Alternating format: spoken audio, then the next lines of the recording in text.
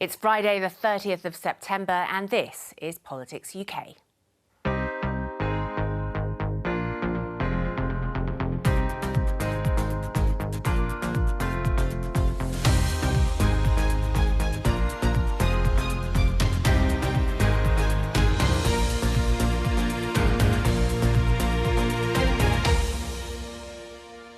Welcome to your weekly roundup of parliamentary and political highlights. I'll be joined by correspondents in Edinburgh and Cardiff, and here in Westminster by our parliamentary correspondent, Sean Curran. On the programme this week, we need a new approach for a new era, focused on growth. The Chancellor causes a political and financial storm with his mini-budget. It is a budget without figures, a menu without prices. This statement is an admission of 12 years of economic failure. The Scottish Conservatives call for a police investigation into whether a huge ferry contract was rigged. The Social Justice Minister in Wales calls for more action to help Ukrainian refugees. Sir Keir Starmer tells his party conference the next Labour government will govern from the middle ground of British politics. We are the party of the centre ground, once again the political wing of the British people.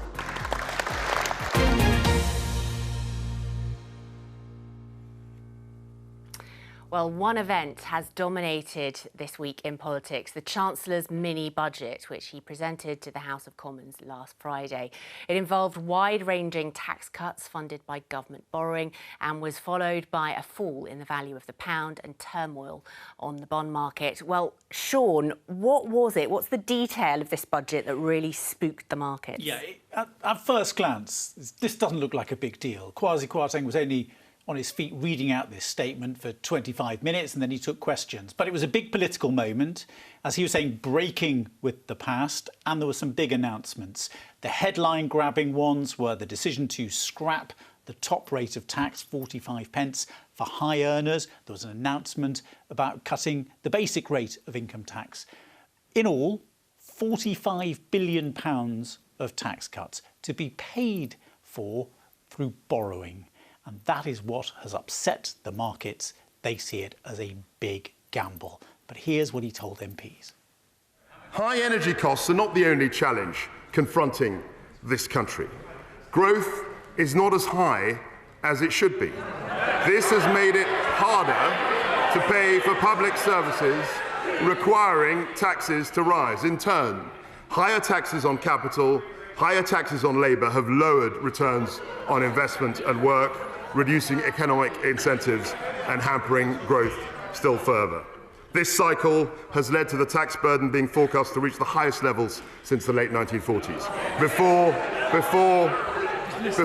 even Her late Majesty acceded to the throne. We are determined, Mr. Speaker, to break that cycle. We need a new approach for a new era, focused on growth. Our aim over the medium term is to reach a trend rate of growth of 2.5%. And our plan, Mr. Speaker, is to expand the supply side of the economy through tax incentives and reform. That is how we will deliver higher wages, greater opportunities, and crucially, Mr. Speaker, fund public services now and into the future. That is how we will compete successfully with dynamic economies around the world. And that is how, Mr. Speaker, we will turn this vicious cycle of stagnation into a virtuous cycle of growth. We're at the beginning of a new era. And as we contemplate, that's right, a new era. And as we contemplate this new era, we recognize, Mr. Speaker, that there is huge potential in our country. We have unbounded entrepreneurial drive. We have highly skilled people. We have immense global presence in sectors like finance, like life sciences, technology, and clean energy. But, Mr. Speaker, there are too many barriers. With more vacancies than unemployed people to fill them, we need to encourage people to join the labour market. We will make work pay by reducing people's benefits if they don't fulfil their job search commitments. We will provide extra support for unemployed over 50s and will ask around 120,000 more people on universal credit to take active steps to seek more and better paid work or face having their benefits reduced. This brings me to the cap on bankers' bonuses. A strong UK economy has always depended on a strong financial services sector. We need global banks to create jobs here, invest here, and pay taxes here in London. Not in Paris, not in Frankfurt, and not in New York. All the bonus cap did was to push up the basic salaries of bankers or drive activity outside Europe. It never capped total remuneration. So let's not sit here and pretend otherwise. It didn't cap total remuneration. So as a consequence of this, Mr. Speaker, we are going to get rid of it. Mr. Speaker, the interests of businesses are not separate from the interests of individuals and families. In fact, it is businesses that employ most people in this country. It is businesses that invest in the products and services we rely on. Every additional tax on business is ultimately passed through to families through higher prices, lower pay, or lower returns on savings. So I can therefore confirm that next year's planned increase in corporation tax will be cancelled. The corporation tax rate will not rise to 25%. It will remain at 19%, and we will have the lowest rate of corporation tax in the G20. This will plough almost £19 billion a year back into the economy. That's £19 billion for businesses to reinvest, create jobs, raise wages, or pay the dividends that support our pensions. High tax rates damage Britain's competitiveness. They reduce the incentive to work, to invest, and to start a business. And the higher the tax, the more ways people seek to avoid them, or work elsewhere, or simply work less, rather than putting their time and effort to more creative and productive ends. Take the additional rate of income tax. At 45%, it is currently higher than the headline top rate in G7 countries like the US and Italy. And it is even higher than social democracies like Norway. But I'm not going to cut the additional rate of tax today, Mr. Speaker. I'm going to abolish it altogether. From April the 23rd, we will have a single higher rate of income tax of 40%. This will simplify the tax system and make Britain more competitive. It will reward enterprise and work. It will incentivise growth. It will benefit the whole economy and the whole country. And Mr. Speaker, after all, this only returns us to the top rate we had for 20 years, including the entire time the opposition was last in power. By 1 month. And that's not all. I can announce today that we will cut the basic rate of income tax to 19 pence in April 2023, 1 year early. That means a tax cut for over 31 million people in just a few months' time. This means that we will have one of the most competitive and pro-growth income tax systems in the world. We promised to prioritise growth, Mr. Speaker. We promised a new approach for a new era. We promised to release the enormous potential of this country. Our growth plan has delivered all those promises and more, Mr. Speaker, and I commend it to the House. Chancellor Kwasi Kwarteng there, Sean. And Labour really had the entire week to respond to that, didn't they, including at their party conference? Yes. Well, the Shadow Chancellor, Rachel Reeves, she gets two bites of the cherry, really, because she gets to respond in the Commons and then, because this is quite an unusual situation, statement happening on a Friday, that doesn't normally happen. Normally, when you have a big statement like that, you have several days of debate in the Commons, but then MPs broke up straight away for the conference recess. So Rachel Reeves, having responded in that Commons and basically saying why she didn't like it, got the chance to explain all over again to the Labour conference. And of course, by then, we'd seen some of the financial turmoil. And so that helped give a completely different backdrop to her speech to the Labour Party delegates. On Friday, the Chancellor had an opportunity to set out a serious response to the cost of living crisis. And he failed. What did we get instead? A tax cut for the wealthiest 1%, increased bankers' bonuses, and more than £50 billion piled onto the national debt every single year. They didn't just break their own fiscal rules for the 10th time in 12 years. In one go, they borrowed more than in any single budget since 1972. With inflation already high and interest rates already rising, the message from financial markets was clear on Friday. And this morning, that message is even more stark. Sterling is down. That means higher prices as the costs of imports rise. The cost of government borrowing is up. That means more taxpayers' money will go into paying the interest on our government debt. And in turn, that means the cost of borrowing for working people will now go up too, with higher mortgage repayments for families. And all for what? Not to invest in the industries of the future, not for our NHS, and not for our schools, but for tax cuts for the wealthiest. A return to trickle-down economics, an idea that has been tried, has been tested, and has failed. Let me tell you what I believe. I believe that hard work should be met with fair reward. I believe that strong public services are the backbone of any decent society. I believe that inequality divides and holds us back as a country. Conference, I believe that the task of building a fairer society is a moral responsibility. And more than that, it is the route to a stronger economy. The next Labour government will create a national wealth fund so that when we invest in new industries, in partnership with business, the British people will own a share of that wealth, and the taxpayer will get a return on that investment. Wealth flowing from jobs in electric battery factories, in the West Midlands, the North East, the North West and the South West. Offshore wind driving investment in our ports, from the Humber to Southampton, East Anglia to Belfast. Clean steel, with jobs in Rotherham, Sheffield, Scunthorpe, Cardiff and Port Talbot.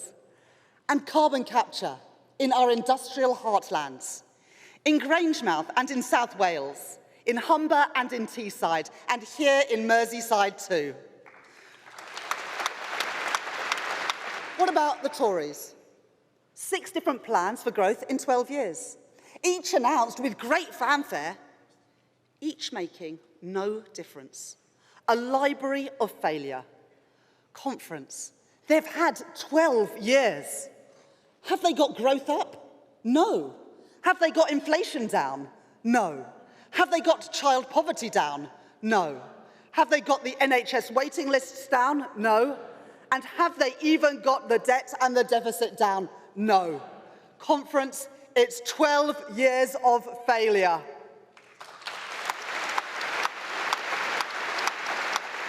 Trickle-down economics is a very simple idea, that if we just slash taxes and regulation, we will unleash investment and growth. That how wealth is shared doesn't really matter. Vast gaps between people and places, no importance.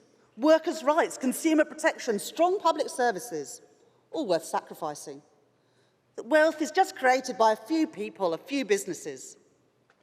It's why, at the same time that ministers lecture low-paid workers about showing restraint, that they can't restrain themselves from removing the cap on bankers' bonuses.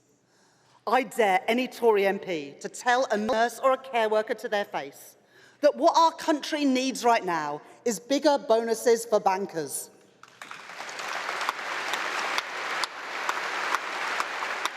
It's time for a government that is on your side, and that government is a Labour government.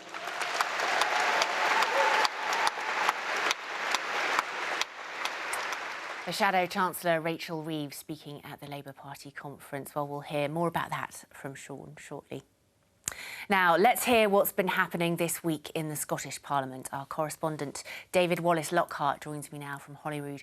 So, David, the row over the contract for new ferries to the islands has been raging for a while now. What is the latest? Yeah, well, viewers across the UK may well be familiar with the saga that has been building these two ferries, been beset by delays and spiralling costs. Well, there was actually a BBC Scotland documentary that went out this week, still available on the iPlayer, in which our colleagues got hold of a dossier of documents that suggested the tendering process for the contract for these ferries may have been rigged. Now, we need to cast our minds back here to 2015. The company Ferguson Marine got the contract. They went into administration and their shipyard at Port Glasgow had to be nationalised. And this BBC investigation found evidence of irregularities in the contract process, including the shipyard being able to change its design quite significantly halfway through the whole process. Now, there was an urgent question earlier the week in the Holyrood Chamber about this very issue. The Scottish Conservatives suggesting it's time for the police to be brought in. Let's take a look at that. It is no use the Deputy First Minister hiding behind the Auditor General. These claims were put to him last week. I cannot believe that he has just been sitting there doing nothing, not finding out what has gone on. So if the government accepts this is wrong, and they appear to do that, but they don't know how it's happened or who's responsible, then surely they must now call in the police to investigate. What I've been doing is asking the Permanent Secretary of the Scottish Government to raise with Audit Scotland the issues that have been put to us to enable Audit Scotland to consider, who of course have undertaken audit work already in relation to the Ferguson's procurement process, to establish any further inquiry that is required to be undertaken. And of course, what that would enable is independent scrutiny of the procurement process to be undertaken, as Audit Scotland do on countless other issues and have done on the Ferguson's contract already. Now, the First Minister has also since responded to these ferry revelations, stressing that no ministers were involved in the tendering process. But there was further bad news on the ferry front this week. It was revealed that one of the two ferries has been further delayed. Let's remember they're already 5 years behind schedule, £150 million over budget. A massive headache, not just for the Scottish Government, but also for Scottish Islanders who rely on these services. Yeah, a huge headache, David. And I'm sure the Chancellor's mini-budget received a mention, didn't it? What was the response from the Scottish Government? Nicola Sturgeon laboured it morally abhorrent. She specifically took aim at the fact that there had been tax cuts, an income tax for those earning the most in certain parts of the UK. Of course, income tax is largely devolved in Scotland, so those tax cuts won't automatically apply here. The Scottish Government has yet to spell out decisively what, if any, changes it will make to income tax rates and bands in Scotland, though by the sounds of it, I don't think people earning over £150,000 in Scotland can expect any tax cut. If the UK Government ultimately does go ahead with these cuts, that could create quite a big gap for the highest earners, 46% being the top rate of tax in Scotland, 40% in England, Wales and Northern Ireland. Nicola Sturgeon doesn't expect to see people who are high earners leaving Scotland to move south as a result of that. Nicola Sturgeon actually appeared before a committee of MSPs this week, and she stressed that in her view the UK Government should be U-turning at least on that aspect of the budget. I don't think we should see the policies announced on Friday as inevitable. Now, I think as an immediate symbol of some kind of good sense being restored, the decision to abolish the top rate of tax should be reversed. And clearly that would have an impact on some of what I spoke about earlier on.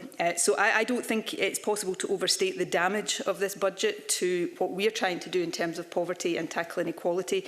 But in the wider sense, the UK, as we speak right now, is in the midst of an unfolding and rapidly deteriorating economic and financial crisis, and it is going to be ordinary people that pay the price of that.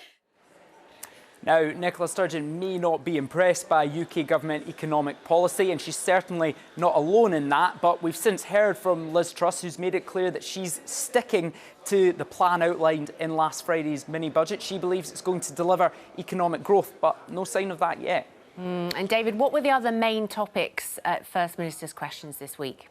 Well, as you would expect, ferries did come up, and of course that was something that Nicola Sturgeon had to respond to. But when it came to Scottish Labour leader Anna Sarwar's turn to question the First Minister, he actually challenged her to back the UK Labour's policy they unveiled at conference this week, the idea of a publicly owned renewable energy company. Nicola Sturgeon said she was happy to back that. Anna Sarwar had a bit of a dig at the fact that once upon a time the SNP government wanted a nationalised energy company in Scotland but changed their plans in that area. Nicola Sturgeon then said, well, perhaps Anna Sarwar should back more powers for the Scottish Government, such as borrowing, to make policies like that a reality. And to be honest, it all descended a bit into an argument over the merits or non-merits of Labour governments. Let's have a look. For 15 years, we've had an SNP government that has chased the headline but not done the work. They promised a national energy company, now scrapped. They promised 130,000 green energy jobs, failed to deliver. Remember, they promised the Saudi Arabia of renewables. Instead, they're selling off our assets on the cheap. This week, the people of Scotland saw change is coming with Labour. Change with an ambitious plan to freeze energy bills. Change to invest in energy security. Change to create tens of thousands of high-skilled, well-paid jobs here in Scotland. And change to get rid of this economically illiterate and morally bankrupt Tory government. Even the First Minister must surely see that this is the change that Scotland needs. First Minister. Anna Sarwar says that he's been listening to me for years, accusing Labour of talking down Scotland. That's probably true, but that's because I've listened for years to Labour constantly talking down Scotland. It is all they seem able to do. And that's why Scotland decided to get its own back in Labour and start doing down Labour in electoral terms. And I don't see any evidence of that changing any time soon. Of course, under this government, we have a position where our net energy consumption is already provided by renewable energy sources. Scotland is leading the world. I want to see the back of this rotten, corrupt, failing Tory government just as much as anybody does. But if it is going to be replaced at UK level by a Labour government, then surely everybody's got a right to hope that that Labour government will actually be a big difference to what it is replacing. I think we got a snapshot there of a debate we're likely going to have quite a lot over the coming months about fighting over Scottish voters when the prospect of a UK Labour government looks a bit more realistic. Let's remember the SNP and Scottish Labour will probably be fighting over a lot of the same voters in that scenario, something I think we're going to see play out in the months and even the years ahead. David Wallace-Lockhart at the Scottish Parliament. Thanks very much. Right, time to move on now. And Sir Keir Starmer addressed the Labour Party conference this week, slamming the performance of Liz Truss and Kwasi Kwarteng and setting out his party's own ambitions for government. So, Sean, what were the most memorable moments? Well, perhaps the most memorable moment came really right at the start, because if you wanted an example of how Keir Starmer's trying to position his party and position himself and get everybody thinking that this is a party that is ready for government, it came right at the start when the party sang the national anthem. God save our gracious King, long live our noble King. God save the King. Send him victorious. So this is the first time that the Labour conference has started with the national anthem, and of course we saw the tribute to the late Queen there as well. There had been some talk beforehand, well, would everybody join in? In fact, everybody did. A pretty clear example of how Keir Starmer seeking to position his party not just as a party of economic competence, but also as a patriotic party, one that was in the mainstream of political and social thought. And that was the theme, really, all the way along, that the Labour Party was mainstream. We heard in the headlines him using Tony Blair's famous quote about them being the political wing of the British Party. But he's also keen to draw on Attlee, Wilson and Blair, three Labour leaders who all won elections. The messaging was pretty clear.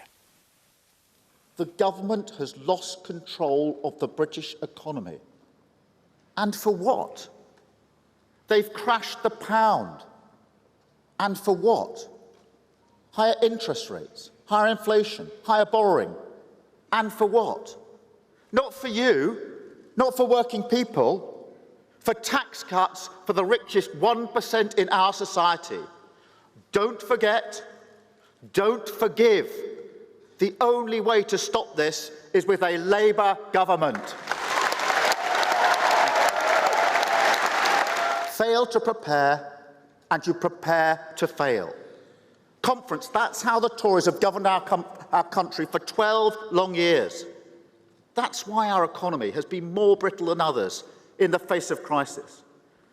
They used to lecture us about fixing the roof when the sun was shining. But take a look around Britain. They haven't just failed to fix the roof. They've ripped out the foundations, smashed through the windows, and now they've blown the doors off for good measure. Talking to doctors in my local hospital, I said, the NHS is on its knees, isn't it? And they said, no, Keir, it's face down on the floor. And the pathetic response of the government last week left it there. The way to get it back to its feet is with a stronger NHS workforce. We will take on an extra 7,500 medical students every year. We will double the number of district nurses. 5,000 new health visitors. 10,000 extra nursing placements.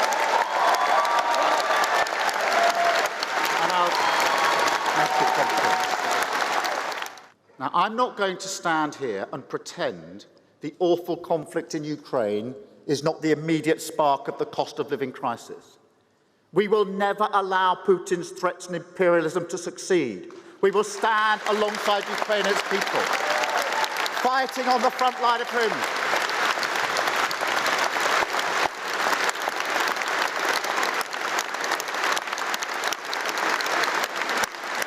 So let this entire conference say together, Slava Ukraini!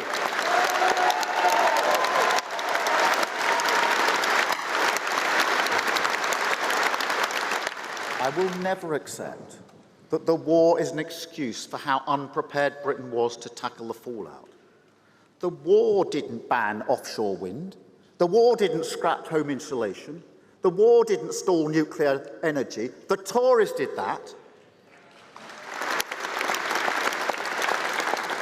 That's why today I'm so proud to launch our Green Prosperity Plan, a plan that will turn the UK into a green growth superpower. And driving the plan forward is a goal that will put us ahead of any major economy in the world. 100% clean power by 2030. So we will set up Great British Energy within the first year of a Labour government. A new company. A new company.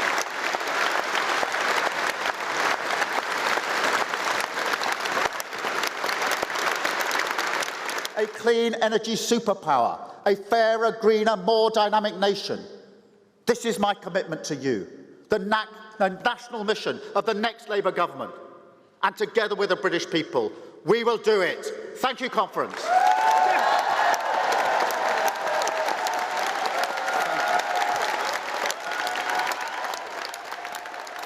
Very happy, didn't they? Thanks very much, Sean. More shortly. Right, to Cardiff now, and our Wales political reporter, Paul Martin. So, Paul, how did the Chancellor's mini-budget go down in the Welsh Parliament, the Senedd? Yeah, the fallout from Kwasi Kwarteng's announcements last Friday has really been the big story here this week. The Welsh Labour government attacking the measures in pretty strong terms. One of the main concerns the government here has is inflation eroding the value of its budget and its spending power in the years to come, and it says that Mr Kwarteng's announcements did nothing to offset that. The set-piece response here this week was a statement by the Finance Minister, Rebecca Evans, and a debate on Tuesday afternoon. Here's a sense of the positions that the three main parties took. Last week, the Chancellor published his financial statement, a significant package of measures that, in total, represents one of the most consequential, divisive and regressive sets of fiscal changes ever set out by any UK government. It completely failed to target urgent, meaningful support to the vulnerable households impacted by the cost of living crisis, and it left public services currently stretched beyond any recent experience by inflation without the critical additional funding that they need this winter.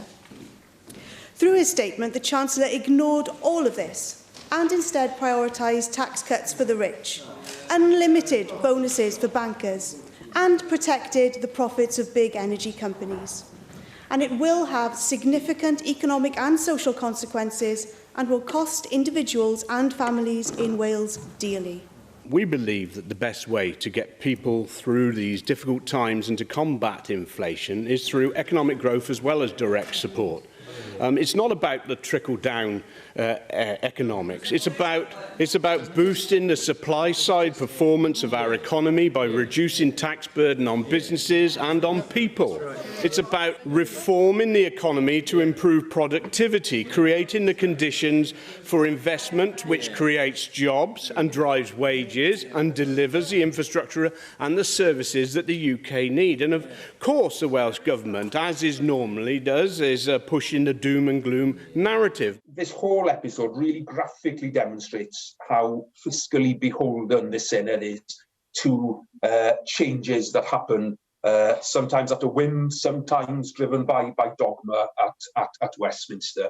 And, you know, we can complain about abolishing tax bans, about changes to NI, to levels of cooperation, but wouldn't it be better, Minister, rather than complaining, that we actually had the powers here to do something about it? And Paul, what about the reaction of the Welsh Government to the tax changes announced by the Chancellor? Yeah, very interesting this, because since 2019 the Welsh Government has had the power to vary income tax rates here. It's never used that power, but now we have the situation where come April the basic rates will drop from 20p to 19p, and in theory the Welsh Government could choose to effectively reinstate the 20p rate in Wales, and it would generate an estimated income of around £200 million. Now, we know that the UK Labour leader, Sir Keir Starmer, his position is not to reverse that cut, but that's not a universal view within the Labour Party, and Plaid Cymru think the Welsh Labour government should move to put the penny back on and create that extra revenue.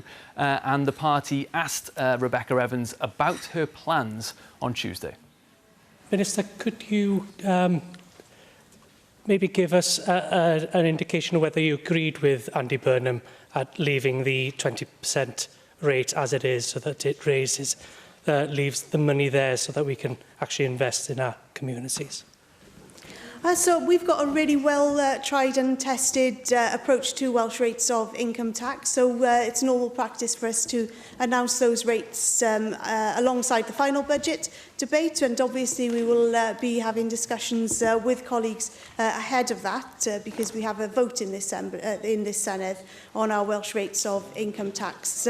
You'll have heard what the First Minister said to the Senedd last week in his First Minister's questions on our approach to Welsh rates of income tax. But as I say, we take this issue very carefully. We consider a whole range of items, and we'll be making our announcements in the normal way rather than being pushed into any quick announcement because of actions on the part of the UK government.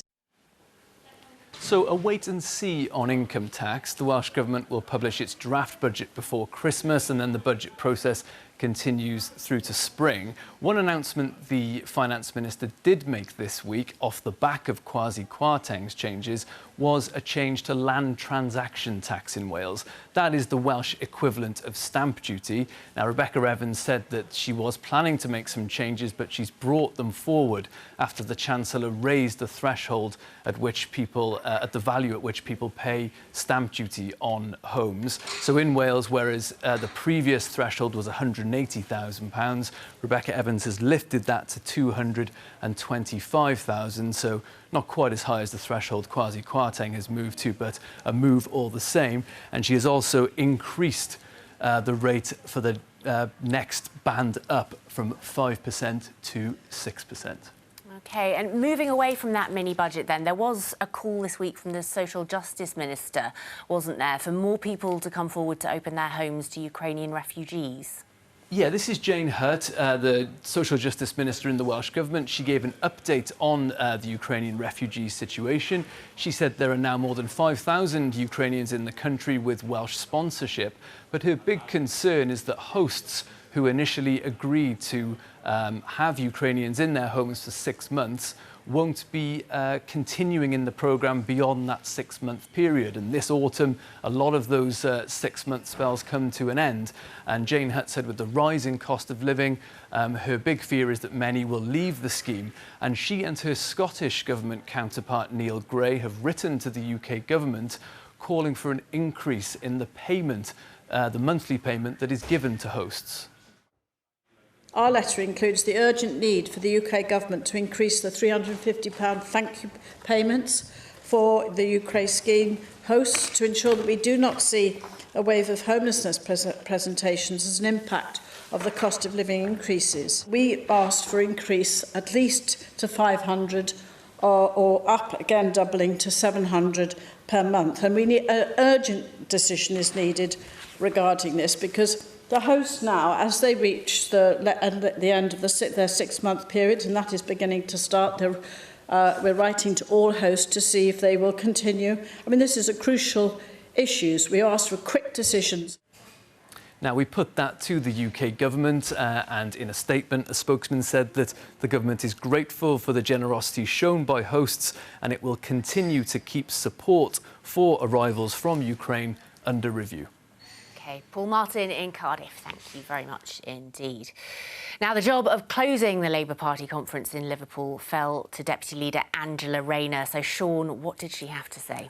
Well, this is interesting because, in a way, Angela Rayner is stepping into the shoes of John Prescott, who, in the days of Tony Blair would deliver his speech on the Tuesday, and the next day, John Prescott would deliver a barnstorming speech to send delegates home, happy.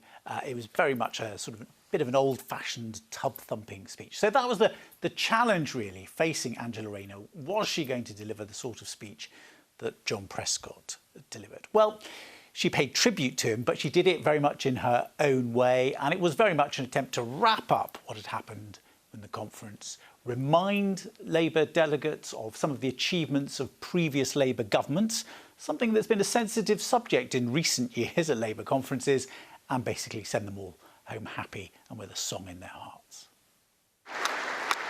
Just think how it'll feel meeting here in this hall in a few years' time after a term of a Labour government back in power.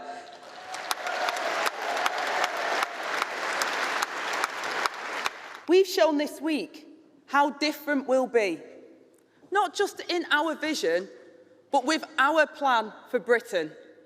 Starting with the biggest challenge facing not just our country, but the world. We'll tackle the climate crisis head-on. At a conference, I said on Sunday that a moment of choice is upon us. A moment to show the country that we are ready to govern. Well, conference, I know I'm a bit biased, but boy, do I think that we've shown that. The Conservative Party are no longer pretending to be competent and stable. Today's Tories will plunge us into chaos in pursuit of their dogma, divide the country to rule it. and regards rules as for you and not for them. When interest rates were low and borrowing was cheap, they sacrificed public services for austerity. Now they're borrowing just as interest rates are soaring. To think this was the party that claimed they were for sound money. That's what one high-flying new Tory MP certainly thought back in 2012. He wrote a pamphlet demanding a balanced budget every year. He said, fiscal prudence is the very least we should expect from a Chancellor, and if they failed, they should face a 20% pay cut. I tell you what, that Tory MP must be absolutely furious with the new Chancellor, except he is the new Tory Chancellor. We are not just the party of higher growth, but of higher wages too. Now, we know what the Tories think. The new Prime Minister and her Chancellor have said it out loud. The problem is that British workers are idlers, not grafters. The irony from this lot. Liz Truss says she doesn't like handouts, then handed £150 billion to the energy giants. They believe in handouts, all right. Our whole shadow cabinet has shown we are a team with a plan. 70% home ownership, our renters' charter, a clamp down on buy-to-let. Council housing, council housing, council housing.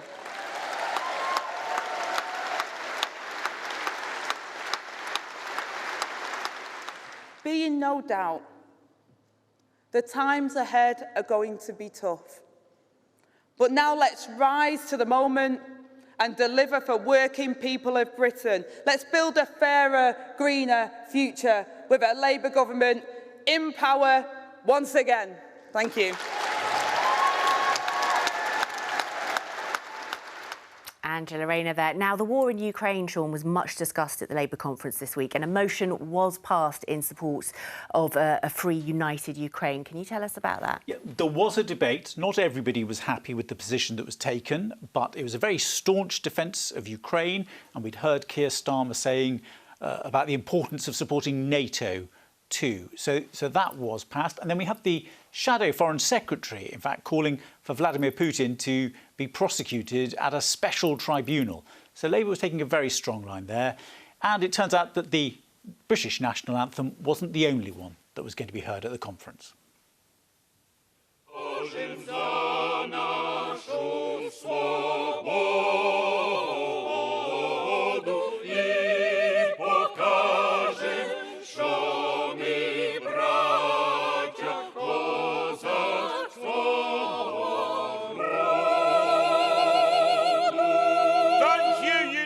Kingdom! Slava Ukraini! Героям слава!